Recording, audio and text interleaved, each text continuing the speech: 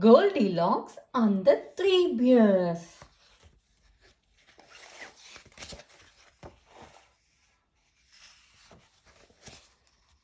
Deep in the forest lived three bears.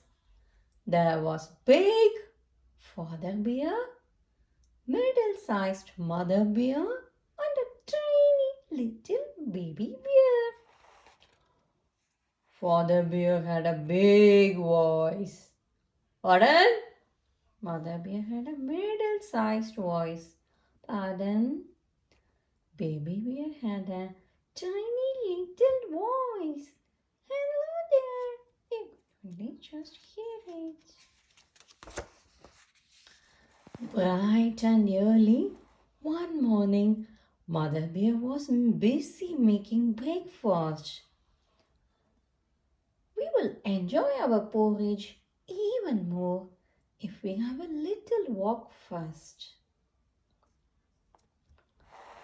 But while the bears were walking, so was someone else.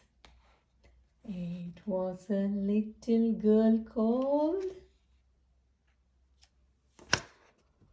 Goldilocks. She had golden hair, her cheeks were rosy. But little Goldilocks was rather nosy.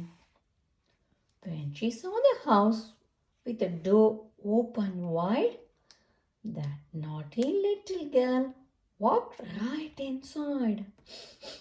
I smell porridge.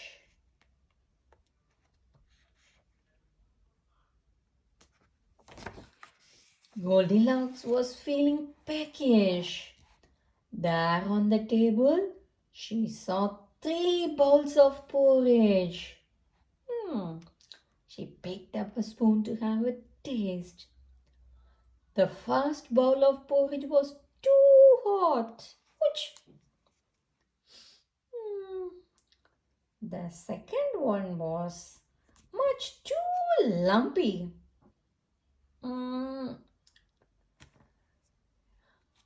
The third one was just right. She finished it all.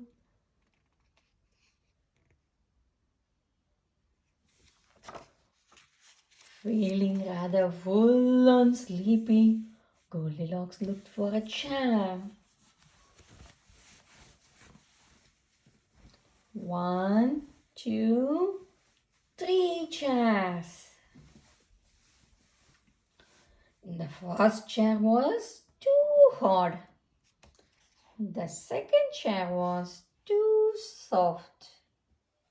But the third little chair was just right for Goldilocks. And she sat down.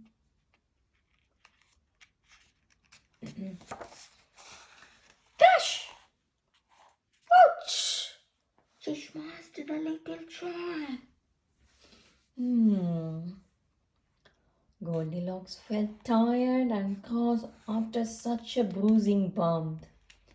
She quickly hurried up the stairs and peeked into the bedroom. She saw a big bed, a middle-sized bed, and a tiny little cozy bed. The first bed was too hard. Second bed was too soft. The third bed was just right. For a snooze.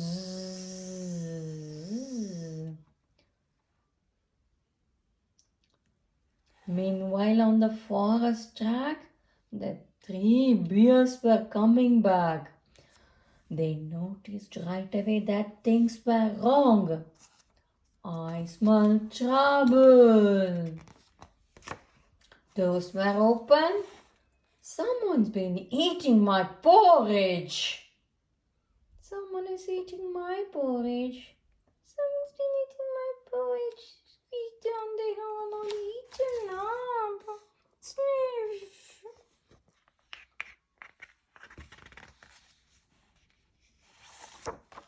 Someone's been sitting in my chair.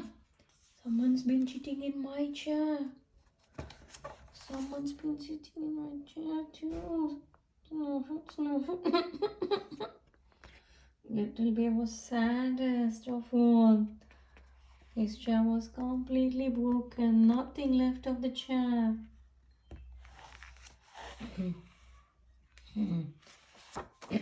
Quietly on their furry paws, the bears crept slowly up the stairs.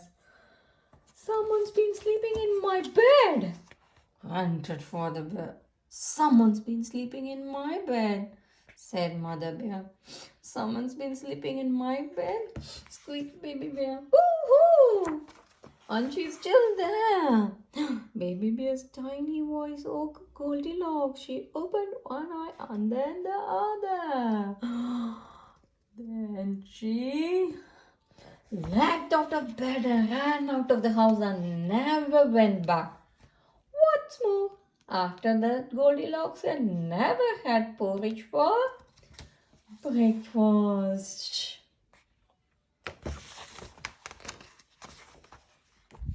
The end. Goldilocks and Three Bears.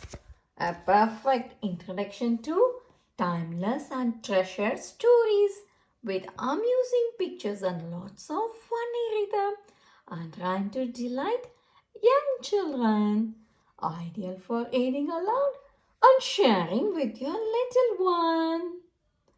We'll soon collect all the rest of the books in this series and read it to you. Until then, bye. Little Red Riding Hood puts on her cape. Today she is taking her granny some cake. Little Red Riding Hood puts on her cape.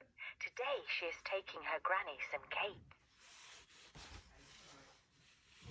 A greedy wolf spots her and thinks of a plan.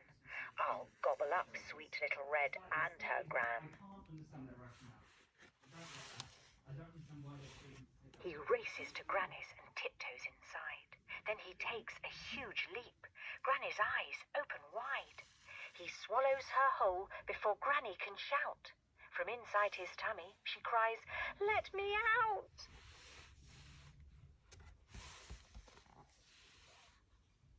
Little Red Riding Hood's here. Knock, knock. Little Red Riding Hood's in for a shock.